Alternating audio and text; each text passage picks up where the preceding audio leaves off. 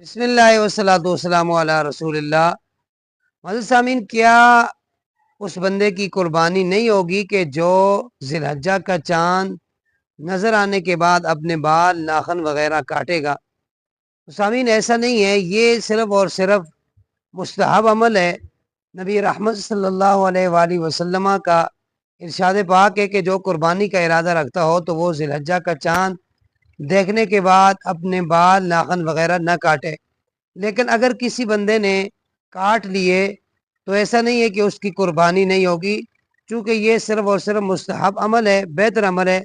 بلکہ آقا علیہ الصلوۃ والسلام نے یہ فرمایا کہ جس بندے کے پاس قربانی کی استطاعت نہیں ہے، وہ اگر اپنے بال ناخن وغیرہ نہیں کاٹتا اور 10 ذی الحجہ کے دن عید کے بعد، قربانی کے بعد وہ اپنے بال وغیرہ اور سر منڈواتا ہے تو اللہ تبارک و تعالی اسے بھی قربانی کا ثواب عطا فرمائے گا۔